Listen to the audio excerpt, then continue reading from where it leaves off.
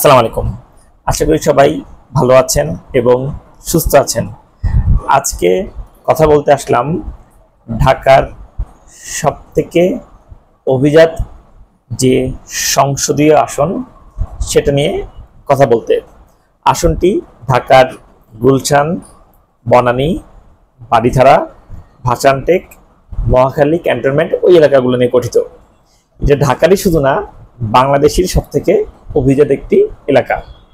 তো যাই হোক, এই আসনে মনে হচ্ছে চমকপ্রদ কিছু হতে যাচ্ছে এবং এই এলাকার মানুষের মধ্যেও কিন্তু এই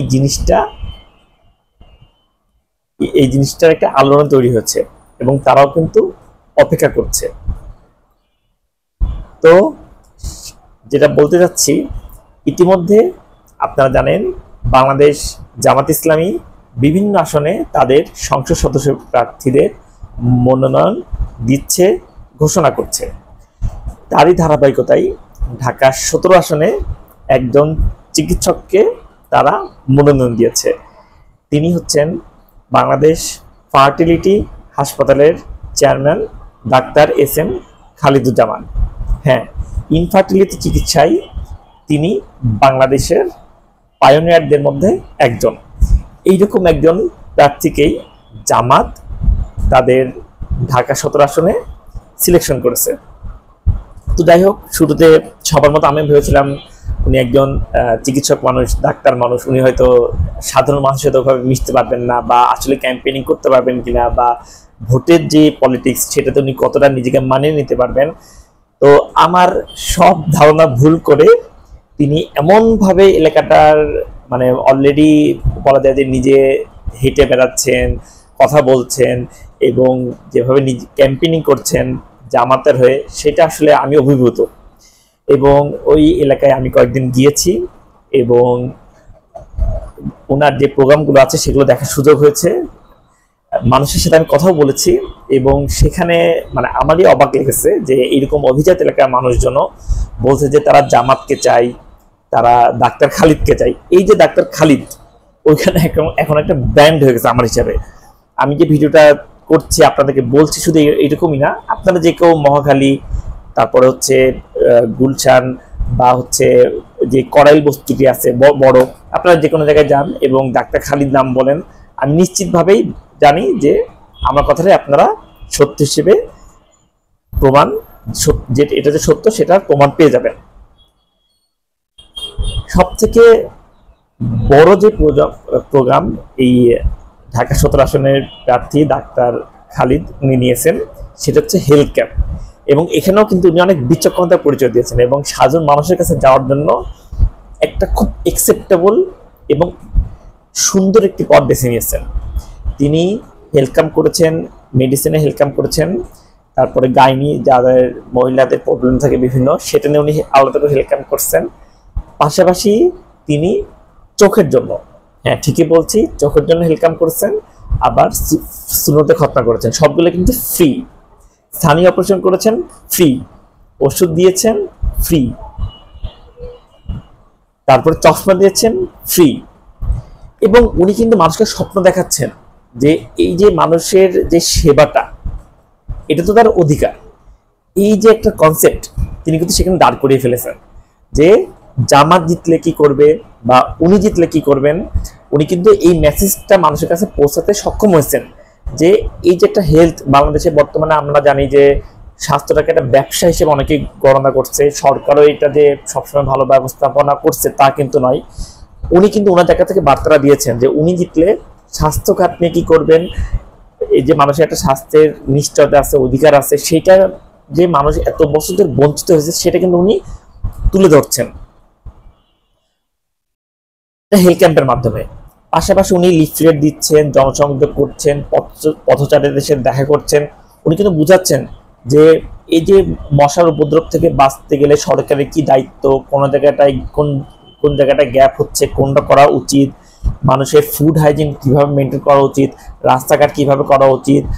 অনেক স্কুলে কিন্তু ওয়াশরুম ঠিক নাই, টয়লেট ঠিক নাই, অনেক স্কুলের ছেলেমেয়েরা বিভিন্ন ডিজিজে আক্রান্ত। উনি কিন্তু এই জরিপগুলো করছেন এবং উনি কিন্তু অনেক স্কুল কলেজ মাদ্রাসায় যাচ্ছেন, ভার্সিটিতে যাচ্ছেন, সেখানকার প্রিন্সিপালের সাথে কথা বলছেন এবং যেখানে যা প্রয়োজন সেটা কিন্তু উনি শুনছেন, নোট ডাউন করছেন এবং ওনার ক্যাপাসিটির মধ্যে যে সমাধানটা উনি করতে পারবেন সেটা উনি করে দেখাচ্ছেন। একটা স্কুলে আমি দেখলাম যে সিসি ক্যামেরার কথা বলছিল, উনি ইনস্ট্যান্ট সমাধান দিয়েছেন যে হ্যাঁ এখানে সিসি ক্যামেরা বসানো হোক, এবং উনি কিন্তু দেখাচ্ছেন যে না ঠিক আছে, সিকিউরিটির জন্য পুরো মানে ওনার আসনটা তো উনি পারবেন কিন্তু করতে, যে সব জায়গায় সিসি ক্যামেরা স্থাপন করা হবে, মানুষের নিরাপত্তা নিশ্চিত করা হবে, ড্রেনেজ ব্যবস্থার উন্নয়ন করা হবে, পানি যেন না জমে, ভাঙাচোরা রাস্তা যেন না থাকে। এই স্বপ্নগুলা মানুষ কিন্তু দেখা বন্ধ করে দিয়েছিল, উনি আবারও সেই স্বপ্নগুলা দেখাচ্ছেন।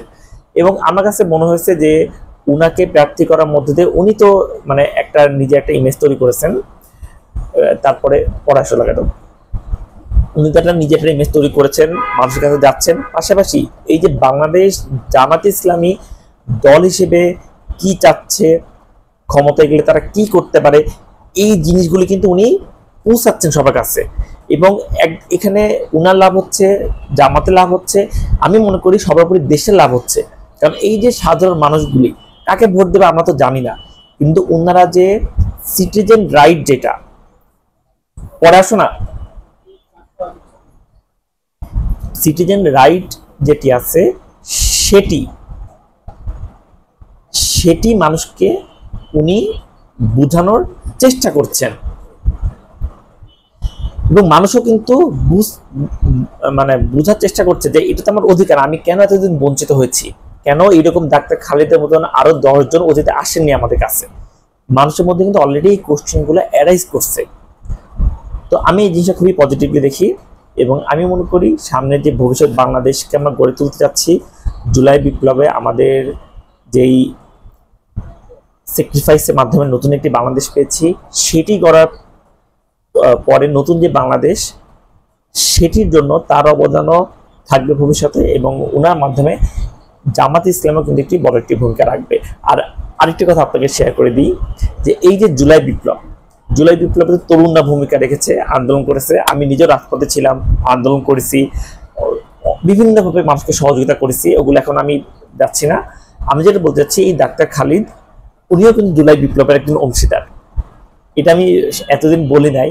উনি কোথায় অবদান রেখেছেন আমি কিন্তু জানি, এবং উনি কিন্তু একজন সক্রিয় পার্টিসিপেন্ট, নট ঘরে বসা। যাই হোক, তো এখন সবকিছু মিলে আমি বলবো যে ঢাকা 17 আসনে বাংলাদেশ জামাত ইসলামী অন্যদের থেকে যোজন ইতিমধ্যে এগিয়ে গিয়েছেন। আমি কিছু একটা পার্সেন্টেজও করছি, ওটা আমি পোস্টে লিখে দেবো, ওটা আপনারা দেখে নেবেন, যে আমি একটা রেশিও করছি যে কত পার্সেন্ট মানুষ কাকে চাচ্ছে। যাই হোক, এবার বলবো অন্য দলগুলোর কথা। বাংলাদেশ জাতীয়তাবাদী দল বাজাদ কাকে প্রার্থী করবে সেটা কিন্তু আমি এখনো জানি না, আমি মনে হয় ওই এলাকার অনেকেই জানে না। তবে বিভিন্ন অনলাইন পোর্টালে বা বিভিন্ন নিউজ সোর্স থেকে যেটা জানতে পারছি, যে এই যে ডাক্তার খালিদ জামাতের, ওনার অ্যাক্টিভিটি দেখে বাজাদ কিন্তু বেশ চিন্তায় পড়ে গেছিল, এবং অনেক চিন্তা করার পরে বাজাদ কোনো প্রার্থী নাম ঘোষণা করেনি, তবে আনঅফিশিয়ালি, আমি আবার বলছি আনঅফিশিয়ালি বাজাদের ভারপ্রাপ্ত চেয়ারম্যান তারেক রহমান নাকি ঢাকা 17 আসনের প্রার্থী হতে পারেন। এটা আমি শুনেছি, আমি জানি না, উনি মেবি ওই এলাকা থেকে ভোটারও হতে পারেন, আমি যেটা শুনছি। যেহেতু উনি 8 সালে দেশে বাইরে চলে গিয়েছিলেন, ওনার তো এনআইডি কার্ড নাই, বা এনআইডির বিধানটা তো হয়েছিল 8 সাল থেকে, 2008 থেকে। তা ওনার এই হিসাবে উনি যেহেতু লন্ডনে ছিলেন, ওনার এনআইডি নাই।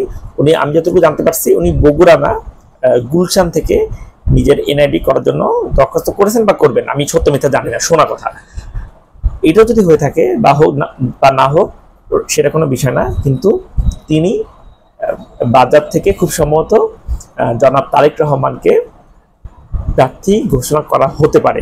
তখন আমার মনে হয়েছে যে এই যে ডাক্তার খালিদ জামাতের হয়ে যে কাজগুলো করছেন, এগুলোতে শুধু মানে জামাত অবজার্ভ করছে এরকম না, অন্যান্য দলও দেখছে, বাজারও দেখছে, সাধারণ মানুষও দেখছে। বাজারও হয়তো একটা ক্যালকুলেশন করছে যে এইখানে জামাত ইতিমধ্যে যে অবস্থানটা করে ফেলেছে, কারণ এই প্রার্থীর এগেইনস্টে যদি তাদের প্রার্থীকে জিতিয়ে আনতে হয়, তাহলে অন্য কোনো প্রার্থী দিয়ে হয়তো নাও হতে পারে। এই জন্য তারা হয়তো সরাসরি তাদের ভারপ্রাপ্ত চেয়ারম্যানকেই মাঠে নামিয়ে দিচ্ছে। তো আমি বলবো যে এটা করে বাজার খারাপ কিছু করছে না, ভালো কিছু করছে। গণতন্ত্র কিন্তু একটা প্রতিযোগিতার জায়গা। এখন আলটিমেটলি যদি বাজার থেকে তারেক রহমান প্রার্থী হয়, জামাত থেকে ডাক্তার খালিদ প্রার্থী হয়, অন্যান্য দল থেকেও যদি ভালো ভালো প্রার্থী পাই, মানুষ হবে কি 10 জন ভালো প্রার্থীর মধ্যে থেকে একজন ভালো প্রার্থীকে বেছে নিক, সমস্যা তো নাই। এইটাই তো নতুন বাংলাদেশ, যে ভালো ভালো প্রার্থীরা দাঁড়াবে, ক্যান্ডিডেট দাঁড়াবে, মানুষ 10 জনের মধ্যে থেকে একজনকে বেছে নেবে এবং সেই বাংলাদেশের জন্য কাজ করবে, তাদের আসনের জন্য কাজ করবে। তবে আমি যতটুকু ধারণা করি যে এখানে জামাত ইসলামী যতদূর এগিয়ে গেছে, বাজাদ এখনো পিছিয়ে আছে। তবে এখন পিছিয়ে আছে বলে যে সামনেও পিছিয়ে থাকবে এরকম না। বাজাদ হয়তো মাঠে নামবে, তাদের জনশক্তিতে কাজে লাগাবে, বিভিন্ন প্রোগ্রাম হাতে নেবে, স্বপ্নও দেখাবে।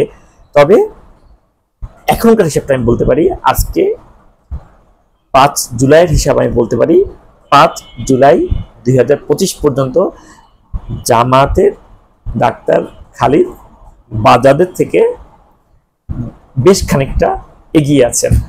আর বাকিটা নির্বাচনের সময় বোঝা যাবে। নির্বাচন পর্যন্ত আমাদের অপেক্ষা করতে হবে। তবে ভালো দিক হলো যে আমরা এমন সব প্রার্থীদের নামই শুনতে পাচ্ছি যারা বাংলাদেশের স্বাধীনতা, সার্বভৌমত্ব এবং আঞ্চলিক অখণ্ডতা রক্ষার জন্য বদ্ধপরিকর থাকবে। পাশাপাশি এই সকল প্রার্থী জুলাই বিপ্লবে অনবদ্য ভূমিকা রেখেছেন, স্মরণীয় ভূমিকা রেখেছেন। আমি আর কথা দীর্ঘায়িত করব না। ধন্যবাদ সবাইকে। আসসালামু আলাইকুম।